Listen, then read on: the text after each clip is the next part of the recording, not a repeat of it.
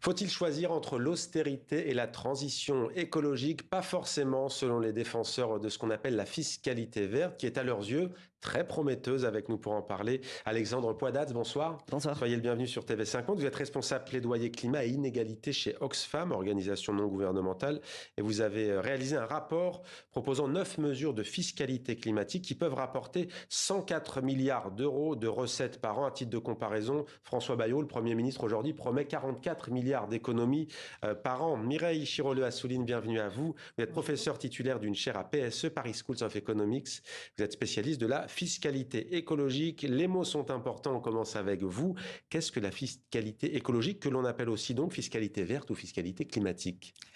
La fiscalité écologique est une fiscalité qui se définit par son assiette. C'est-à-dire, c'est une fiscalité qui porte sur des produits polluants, sur les émissions de carbone par exemple, ou sur des produits qui émettent du carbone.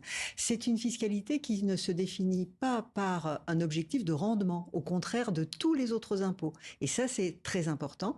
Et c'est une fiscalité qui vise de façon très paradoxale, à réduire son assiette.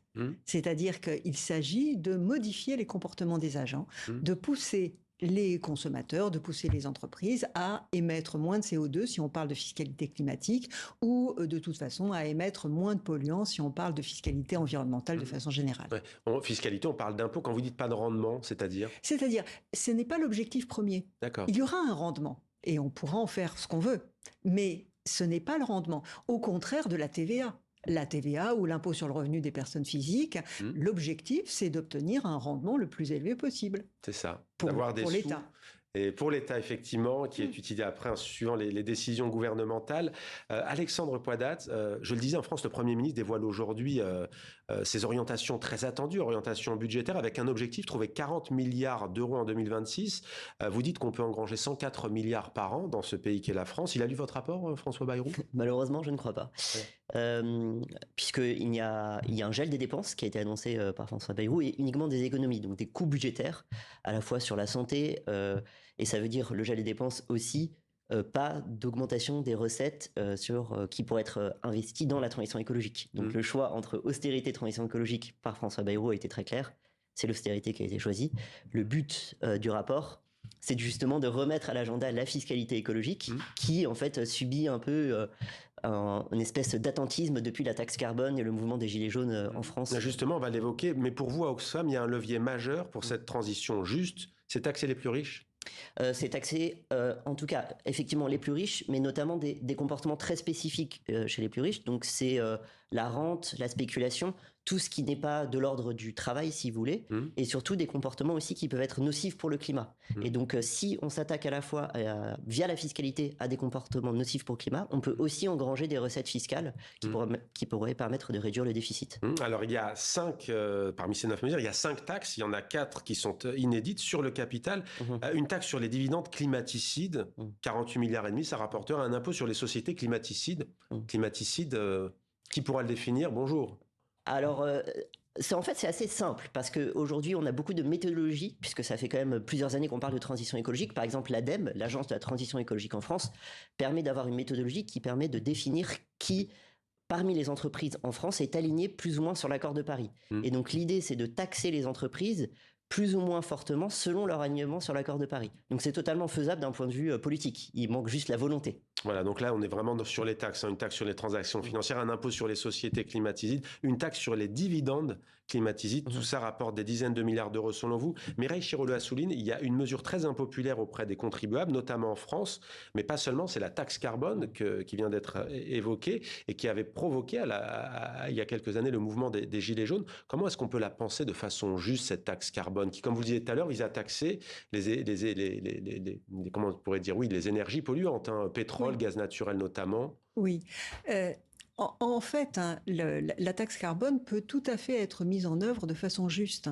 Jusqu'à présent, les gouvernements successifs, le gouvernement qui en 2014 l'a mise en place, puis ensuite les gouvernements qui ont décidé d'une augmentation de sa trajectoire, ce qui était tout à fait justifié d'un point de vue écologique, ces gouvernements-là n'ont pas fait l'effort de la rendre acceptable par l'ensemble de la population. Et cet effort-là, il fallait en fait redistribuer une partie de son rendement aux aux parties de la population qui sont le plus affectées et le ceux moins... qui dépendent le plus de la voiture, par exemple, dans les zones ceux qui sont le moins à même ouais. de s'adapter. Donc, peut-être ceux qui dépendent de la voiture, oui, ceux qui ont moins de transport public, hein, ceux qui sont plus pauvres, parce que les plus pauvres ont beaucoup de mal à investir pour changer d'équipement. La taxe carbone, c'est pas en fonction du revenu, c'est comme la TVA, c'est pareil pour tout le monde. Bien sûr. Enfin, c'est pareil pour celui qui utilise cette énergie, en tous les cas. C'est en fait, c'est une composante d'un impôt qui porte un nom qui s'appelle la TICPE, mais donc qui est un impôt qui porte une taxe, hein, qui porte sur tous les combustibles et carburants, et en fonction du volume consommé. Et vous la proposez, vous, hein, cette taxe, dans ce nouveau rapport à Oxfam. Dans le monde francophone, il y a un exemple, enfin francophone et anglophone, c'est le Canada. Dès sa prise de fonction, Mark Carney, le nouveau Premier ministre, a décidé de la supprimer partiellement. Cette taxe, elle avait été mise en place par Justin Trudeau en 2019. Que prenez-vous concernant cette taxe carbone? Comment elle peut être appliquée? Alors une taxe carbone juste, c'est-à-dire que la taxe carbone qui avait été mise en place reposait sur tous les ménages sans distinction. En France? En France, oui, effectivement, en France. Et sans vraiment avoir des recettes qui étaient ciblées vers les ménages pour les aider à transitionner. Par exemple, les ménages qui étaient en zone rurale et qui dépendaient de leur voiture, ou les ménages les plus vulnérables. Donc l'idée est toujours de dire, c'est important d'avoir une taxe carbone pour désinciter les comportements les plus polluants, puisqu'on doit tous faire des efforts, notamment en France, puisqu'on est plus responsable du réchauffement climatique que les pays du Sud global, par exemple.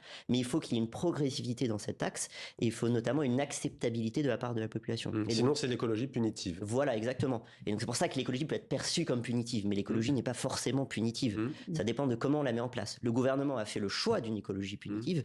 Nous, on propose des mesures qui est de dire, on peut mettre en place des taxes qui vont reposer sur les comportements les plus nocifs et qui ne sont pas favorables d'un point de vue économique non plus, donc sur la spéculation, sur la rente, etc. Alors juste donnez-moi quelques exemples, peut-être pas sans d'entreprise, après libre à vous de prendre le risque, mais des grandes sociétés en France, par exemple, climaticides. Typiquement, l'exemple emblématique, c'est vraiment Total. Deux autres BNP Paribas, les banques françaises qui ont continué à financer les fossiles, ou par exemple Air France, le secteur de l'aviation. Voilà, mais sauf que ces grands groupes vont sans doute nous dire d'abord, qu'ils créent de l'emploi et que ça nuirait à leur compétitivité si on commençait à imposer les 5 taxes d'Oxfam.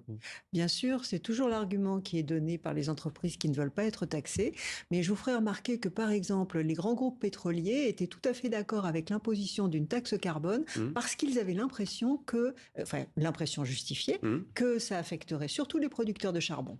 Et donc, quand ça affecte la concurrence, ils sont en faveur de ce type de fiscalité. Quand, en revanche, c'est leur propre production qui peut être affectée, bien sûr, ils sont contre. Le fait que ces grands groupes soient opposés à une éventuelle fiscalité environnementale ne devrait pas nous arrêter. C'est absolument indispensable pour diminuer les consommations de produits qui émettent du dioxyde de carbone, qui émettent du carbone.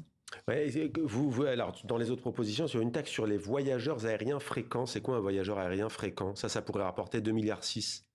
C'est des personnes qui vont prendre l'avion plusieurs fois par an, par exemple, et qui vont pas l'utiliser non plus pour motifs familiaux. Donc on peut essayer de commencer à distinguer ce type de consommation, de taxe sur la consommation, en fonction du type de voyageur. Donc l'idée, c'est vraiment d'aller cibler et flécher la taxation sur des comportements particulièrement néfastes.